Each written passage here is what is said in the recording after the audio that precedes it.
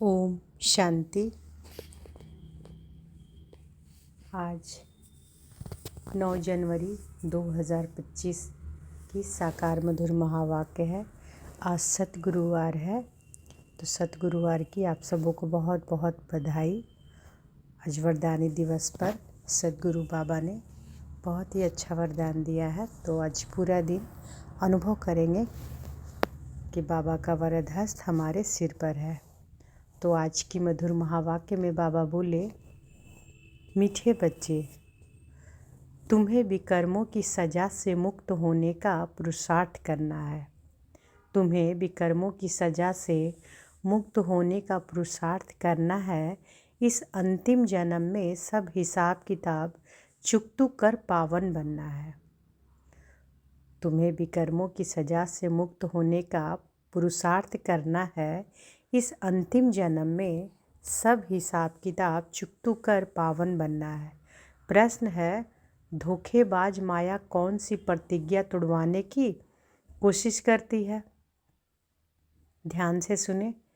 धोखेबाज माया कौन सी प्रतिज्ञा तोड़वाने की कोशिश करती है? उत्तर है, तुमने प्रतिज्ञा की है, कोई भी देहधारी से हम दिल नहीं लगाएंगे। आत्मा कहती है, हम एक बाप को ही याद करेंगे, अपनी देह को भी याद नहीं करेंगे। बाप देह सहित सबका संन्यास कराते हैं, परंतु माया यही प्रतिज्ञा तोड़वाती है। देह में लगाव हो जाता है। जो प्रतिज्ञा तोड़ते हैं उन्हें सजाएं भी बहुत खानी पड़ती है। आज का गीत है, तुम ही हो माता पिता, तुम ही हो बंधु सखा, तुम ही हो। ओम शांति। ऊंच ते ऊंच भगवान की महिमा भी की है और फिर ग्लानि भी की है। अब ऊंच ते ऊंच बाप खुद आकर परिचय देते हैं और फिर जब रावण राज्य शुरू होता है तो अपनी ऊंचाई दिखाते हैं। भक्ति मार्ग में भक्ति का ही राज्य है, इसलिए कहा जाता है रावण राज्य। यह वह राम राज्य, यह रावण राज्य। वह राम राज्य, यह रावण राज्य। राम और रावण की ही भेंट की जाती है। बाकी वह राम तो त्रेता का राजा हुआ, उनके लिए नहीं कहा जाता। बाकी वह राम तो त्रेता का राजा हुआ, उनके लिए नहीं कहा जाता। रावण है आधा कल्प का राजा। ऐसे नहीं कि राम आधा कल्प का राजा है, नहीं, यह डिटेल में समझने की बातें हैं। बाकी वह तो बिल्कुल सहज बात है समझने की। हम सब भाई भाई हैं। हम सबका वह बाप एक निराकार है। बाप को मालूम है इस समय हमारे सब बच्चे रावण की जेल में हैं। काम चिता पर बैठ सब काले हो गए हैं। यह बाप जानते हैं। आत्मा में ही सारी नॉलेज है ना, इसमें भी सबसे जास्ती महत्व देना होता है आत्मा और परमात्मा को जानने का। छोटी से आत्मा में कितना पाठ नूंधा हुआ है जो बजाती रहती है। देह अभिमान में आकर पाठ बजाते हैं तो स्वधर्म को भूल जाते हैं। अब बाप आकर आत्म अभिमानी बनाते हैं, क्योंकि आत्मा ही कहती है कि हम पावन बने। तो बाप कहते हैं, मामेकम याद करो। आत्मा पुकारती है, हे परमपिता, हे पतित पावन, हम आत्माएं पतित बन गए हैं, आकर हमें पावन बनाओ। संस्कार तो सब आत्मा में है ना। आत्मा साफ कहती है, हम पतित बने हैं। पतित उनको कहा जाता है जो विकार में जाते हैं। पतित मनुष्य पावन निर्विकारी देवताओं के आगे जाकर मंदिर में उनकी महिमा गाते हैं। बाप समझाते हैं, बच्चे तुम ही पूज्य देवता थे। 84 जन्म लेते लेते नीचे जरूर उतरना पड़े। यह खेल ही पतित से पावन, पावन से पतित होने का है। सारा ज्ञान बाप आकर इशारे में समझाते हैं। अभी सबका अंतिम जन्म है, सबको हिसाब किताब चुकतू कर जाना है। बाबा साक्षात्कार कराते हैं। पतितों को अपने विकर्मों का दंड जरूर भोगना पड़ता है।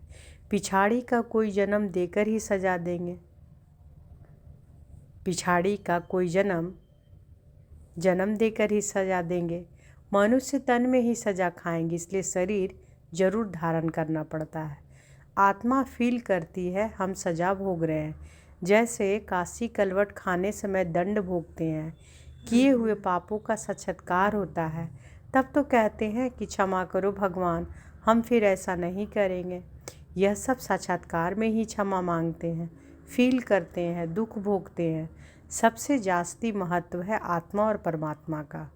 आत्मा ही 84 जन्मों का पाठ बजाती है, तो आत्मा सबसे पावरफुल हुई ना। सारे ड्रामा में महत्व है आत्मा और परमात्मा का। सारे ड्रामा में महत्व है आत्मा और परमात्मा का, जिसको और कोई नहीं जानते। एक भी मनुष्य नहीं जानता कि आत्मा क्या, परमात्मा क्या है। ड्रामा अनुसार यह भी होना है। तुम बच्चों को भी ज्ञान है कि यह कोई नई बात नहीं, कल पहले भी यह चला था। कहते भी हैं कि ज्ञान, भक्ति, वैराग्य, परंतु अर्थ नहीं समझते हैं। बाबा ने इन साधुओं आदि का संग बहुत किया हुआ है, सिर्फ नाम ले लेते हैं। अभी तुम बच्चे अच्छी रीति जानते हो कि हम पुरानी दुनिया से नई दुनिया में जाते हैं, तो पुरानी दुनिया से जरूर वैराग्य करना पड़े। इनसे क्या दिल लगानी। तुमने प्रतिज्ञा की है कि कोई भी देहधारी से दिल नहीं लगाएंगे। आत्मा कहती है हम एक बाप को ही याद करेंगे, अपनी देह को भी याद नहीं करेंगे। बाप देह सहित सबका संन्यास कराते हैं, फिर औरों की देह से हम लगाव क्यों रखें। कोई से लगाव होगा तो उनकी याद आती रहेगी, फिर ईश्वर याद आ ना सके। प्रतिज्ञा तोड़ते हैं तो सज़ा भी बहुत खानी पड़ती है, पद भी भ्रष्ट हो जाता है। इसलिए जितना हो सके बाप को ही याद करना है। माया तो बड़ी धोखेबाज है, कोई भी हालत में माया से अपने को बचाना है। देह अभिमान की बहुत कड़ी बीमारी है। तो सबसे कड़ी बीमारी कौन सी है? देह अभिमान की। बाप कहते हैं अब देही अभिमानी बनो, अब देही अभिमानी बनो। बाप को याद करो तो देह अभिमान की बीमारी छूट जाए। तो देह अभिमान की बीमारी कैसे छूटेगी? बाबा को याद करने से। और सबसे बड़ी बीमारी, बहुत बड़ी बीमारी कौन है? कड़ी बीमारी देह अभिमान की। सबसे कड़ी बीमारी है देह अभिमान की। और देह अभिमान की बीमारी कैसे छूटेगी? बाप की याद से। सारा दिन देह अभिमान में रहते हैं, बाप को याद बड़ा मुश्किल करते हैं। बाबा ने समझाया है हाथ काट दे दिल यार दे। जैसे आशिक मासूक धंधा आदि करते भी अपने मासूक को ही याद करते रहते हैं, अब तुम आत्माओं को परमात्मा से प्रीत रखनी है तो उनको ही याद करना चाहिए ना। तुम्हारी एम ऑब्जेक्ट ही है कि हमको देवी देवता बनना है, उसके लिए पुरुषार्थ करना है। माया धोखा तो जरूर देगी, अपने को उनसे छुड़ाना है, नहीं तो फंस मरेंगे। फिर ग्लानि भी होगी, नुकसान भी बहुत होगा। तुम बच्चे जानते हो कि हम आत्मा बिंदी हैं, हमारा बाप भी बीज रूप नॉलेजफुल है। यह बड़ी वंडरफुल बातें हैं। आत्मा क्या है, उसमें कैसे अविनाशी पाठ भरा हुआ है, इन गुह्य बातों को अच्छे अच्छे बच्चे भी पूरी तरह नहीं समझते हैं। अपने को यथार्थ रीति आत्मा समझे और बाप को भी बिंदी मिसल याद करे। वह ज्ञान का सागर है, बीज रूप है। ऐसा समझ बड़ा मुश्किल याद करते हैं। मोटे ख्यालात से नहीं, इसमें महीन बुद्धि से काम लेना है। हम आत्मा हैं, हमारा बाप आया हुआ है, वह बीज रूप नॉलेजफुल है, हमको नॉलेज सुना रहे हैं। धारणा भी मुझ छोटी सी आत्मा में होती है। ऐसे बहुत हैं जो मोटी रीति सिर्फ कह देते हैं आत्मा और परमात्मा, लेकिन यथार्थ रीति बुद्धि में आता नहीं है। ना से तो मोटी रीति याद करना ही ठीक है। तो बाबा क्या कह रहे हैं कि धारणा भी बहुत छोटी सी आत्मा में ही होती है ना।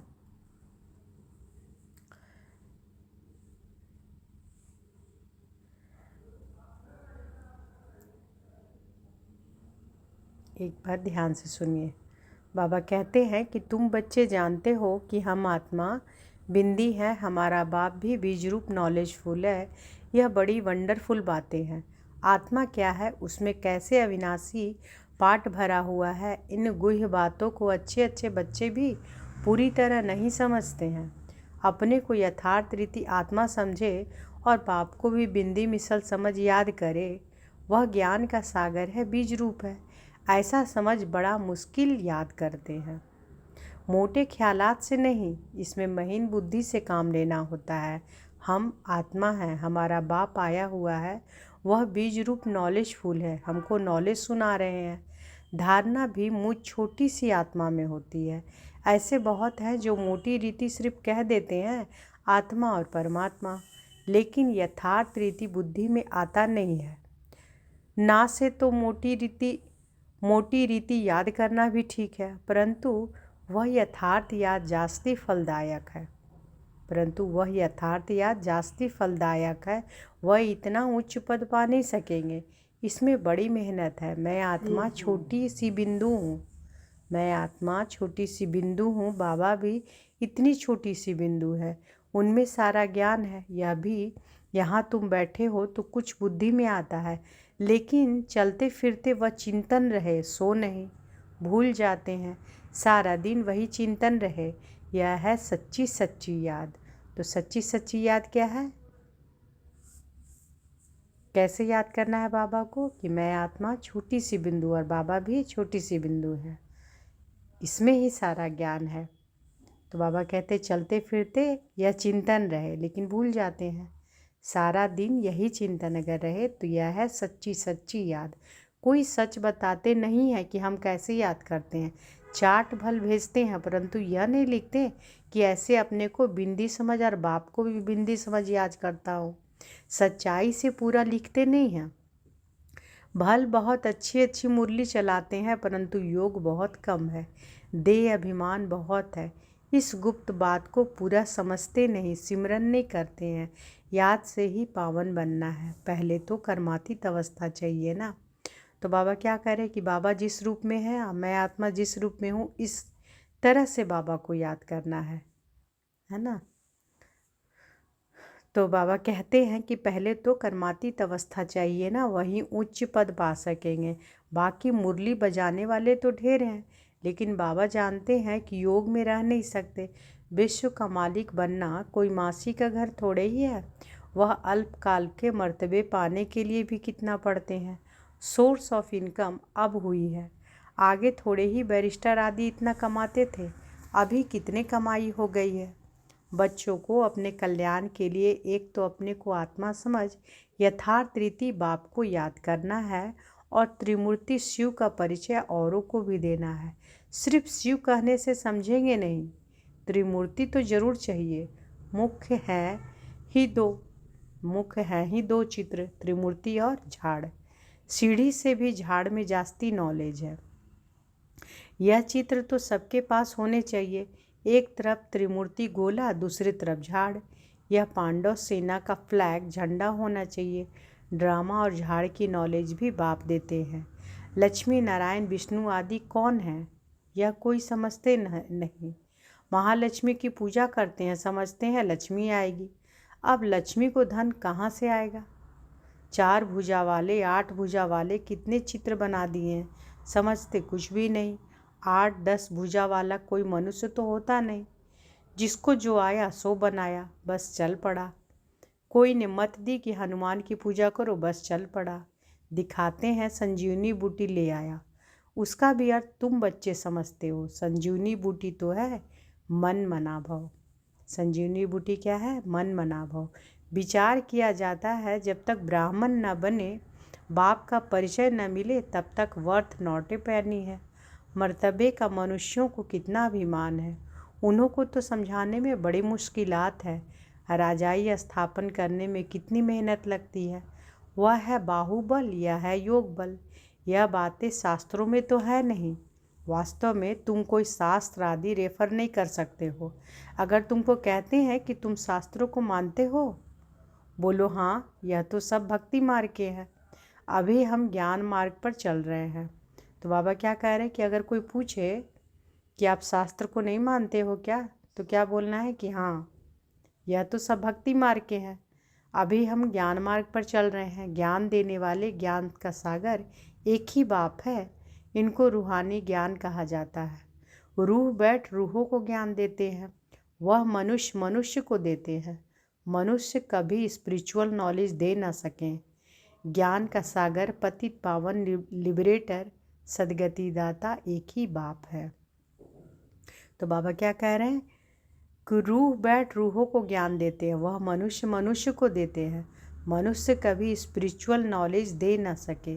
ज्ञान का सागर, पतित पावन, लिबरेटर, सदगति दाता एक ही बाप है। बाप समझाते रहते हैं कि यह करो। अब देखें शिव जयंती पर कितना धम्मचक्र मचाते हैं। ट्रांस लाइट के चित्र छोटे भी हों जो सबको मिल जाए। तुम्हारी तो है बिल्कुल नई बात, कोई समझ न सके। खूब अखबारों में डालना चाहिए, आवाज़ करना चाहिए। सेंटर्स खोलने वाले भी ऐसे चाहिए। अभी तुम बच्चों को भी इतना नशा नहीं चढ़ा हुआ है। नंबरवार पुरुषार्थ अनुसार समझाते हैं। इतने ढेर ब्रह्मा कुमार कुमारियां हैं। अच्छा, ब्रह्मा का निकाल कोई का भी नाम डालो, राधे कृष्ण का नाम डालो। अच्छा, फिर ब्रह्मा कुमार कुमारियां कहाँ से आएंगे? कोई तो ब्रह्मा चाहिए ना जो मुख वंशावली बीके हो। आगे चलकर बहुत समझेंगे, खर्चा तो करना ही पड़ता है। तो बाबा क्या कह रहे हैं कि अच्छा, फिर ब्रह्मा कुमार कुमारियां कहाँ से आएंगे? कोई तो ब्रह्मा चाहिए ना जो मुख वंशावली बीके हो। बच्चे आगे चलकर बहुत समझेंगे, खर्चा तो करना ही पड़ता है। चित्र तो बड़े क्लियर है। लक्ष्मी नारायण का चित्र बहुत अच्छा है। अच्छा, अब बाबा का याद प्यार लीजिए। मीठे मीठे सिकी लदे, सर्विसेबुल, आज्ञाकारी, फरमान बरदार, नंबरवार, पुरुषार्थ अनुसार, बच्चों प्रति माता पिता बाप दादा का याद प्यार और गुड मॉर्निंग। रूहानी बाप की रूहानी बच्चों को नमस्ते। हम सब रूहानी बच्चों की रूहानी माता पिता बाप दादा को याद प्यार, गुड मॉर्निंग और नमस्ते नमस्ते नमस्ते। शुक्रिया बाबा, शुक्रिया। धारणा के लिए मुख्य सार। आज धारणा करने के लिए बाबा कहते हैं, पहला, कर्मातीत बनने के लिए बाप को महीन बुद्धि से पहचान कर यथार्थ याद करना। यथार्थ याद क्या है? पढ़ाई के साथ साथ योग पर पूरा अटेंशन देना है। कर्मातीत बनने के लिए बाप को महीन बुद्धि से पहचान कर यथार्थ याद करना, यानी मैं आत्मा बिंदु, मेरा पिता भी बिंदु है ना, बिंदु स्वरूप बाबा, बिंदु बाप की, मैं बिंदु संतान। ये तो बाबा वही कह रहे हैं कि कर्मातीत बनने के लिए बाप को महीन बुद्धि से पहचान कर यथार्थ याद करना है। पढ़ाई के साथ साथ योग पर पूरा अटेंशन देना है। पढ़ाई के साथ साथ योग पर भी अटेंशन देना है। बाबा को यथार्थ याद करना है। दूसरा, स्वयं को माया के धोखे से बचाना है। कोई की भी देह में लगाव नहीं रखना। सच्ची प्रीत एक बाप से रखनी है, देह अभिमान में नहीं आना है। आज बाबा ने वरदान दिया है तो अनुभव करें कि बाबा का वरद हस्त हमारे सिर पर है। बाबा ने वरदान दिया, बाप समान वरदानी महादानी भव। ब्रह्म मुहूर्त के समय वरदान लेने और दान देने वाले बाप समान वरदानी महादानी भव। ब्रह्म मुहूर्त के समय वरदान लेने और दान देने वाले बाप समान वरदानी महादानी भव। ब्रह्म मुहूर्त के समय विशेष ब्रह्मलोक निवासी बाप ज्ञान सूर्य की लाइट और माइट की किरणें बच्चों को वरदान रूप में देते हैं। साथ साथ ब्रह्मा बाप भाग्य विधाता के रूप में भाग्य रूपी अमृत बांटते हैं। सिर्फ बुद्धि रूपी कलश अमृत धारण करने योग्य हो, सिर्फ बुद्धि रूपी कलश अमृत धारण करने योग्य हो, किसी भी प्रकार का विघ्न या रुकावट ना हो, तो सारे दिन के लिए श्रेष्ठ स्थिति व कर्म का मुहूर्त निकाल सकते हो। क्योंकि अमृत बेले का वातावरण ही वृत्ति को बदलने वाला होता है, इसलिए उसमें वरदान लेते हुए दान दो, अर्थात वरदानी और महादानी भव। स्लोगन है, क्रोधी का काम है क्रोध करना और आपका काम है स्नेह देना। क्रोधी का काम है क्रोध करना और आपका काम है स्नेह देना। आज के अव्यक्त इशारे हैं, अपनी शक्तिशाली मनसा द्वारा सकाश देने की सेवा करो। अब स्व कल्याण का ऐसा श्रेष्ठ प्लान बनाओ जो विश्व सेवा में सकाश आपे ही मिलती रहे। अभी उमंग उत्साह से अपने मन में यह पक्का वायदा करो कि हम बाप समान बनकर ही दिखाएंगे। ब्रह्मा बाप का भी बच्चों से अति स्नेह है, इसलिए एक एक बच्चों को इमर्ज कर विशेष समान बनने की सकाश देते रहते हैं। तो आज की मधुर महावाक्य में बाबा क्या बोले? बाबा बोले कि तुम्हें विकर्मों की सजा से मुक्त होने का पुरुषार्थ करना है। इस अंतिम जन्म में सब हिसाब किताब चुकतू कर पावन बनना है। आज का गीत क्या है? तुम ही हो माता पिता, तुम ही हो। और बाबा ने क्या कहा कि बाबा को कैसे याद करना है? यथार्थ याद करना है ना, कि मैं आत्मा बिंदु, मेरा पिता भी बिंदु, कि आत्मा भी बिंदी, मैं आत्मा भी बिंदी और हमारा बाप भी बिंदी, है ना। तो बाबा कहते हैं अपने को यथार्थ रीति आत्मा समझे और बाप को भी बिंदी मिसल समझ याद करे। वह ज्ञान का सागर है, बीज रूप है। ऐसा समझ बड़ा मुश्किल से याद करते हैं। यथार्थ रीति क्या है? कि अपने को आत्मा समझ, बिंदी मिसल, बाबा को भी, कि बाबा भी बिंदी स्वरूप है, वो ज्ञान का सागर है, बीज रूप है। तो ये है यथार्थ रीति याद, कि हम आत्मा, हमारा बाप आया हुआ है, वह बीज रूप है, नॉलेजफुल है ना।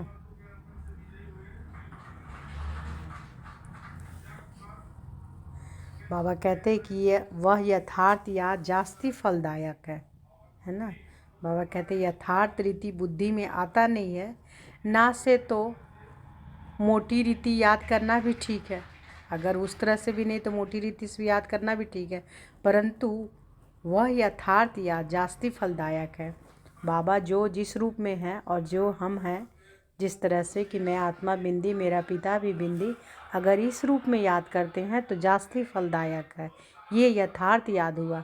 लेकिन अगर इस तरह से भी नहीं याद करते हैं, मोटी रूप से भी याद करते हैं, तो भी बाबा कहते हैं कि चलो ठीक है। उसके बाद बाबा कहते हैं कि वो भी सही है। अगर वो उस तरह से याद नहीं कर रहा है तो वो भी सही है, लेकिन अगर यथार्थ याद करते हो तो जास्ती फलदायक है। बाबा कहते हैं कि मैं आत्मा छोटी सी बिंदु हूँ, बाबा भी इतनी छोटी सी बिंदु है, उनमें ही सारा ज्ञान है। अच्छा, और क्या बाबा बोले? कि क्रोधी का काम है क्रोध करना, और आपका काम क्या है? हमारा क्या काम है? स्नेह देना, है ना। और बाबा ने वरदान कितना अच्छा दिया कि ब्रह्म मुहूर्त के समय वरदान लेने और दान देने वाले बाप समान वरदानी महादानी भव, और स्वयं को माया के धोखे से बचाना है। कोई के भी देह में लगाव नहीं रखना है। सच्ची प्रीत किससे करना है? एक बाप से रखनी है। देह अभिमान में नहीं आना है। अच्छा, शुक्रिया बाबा, शुक्रिया। ओम शांति।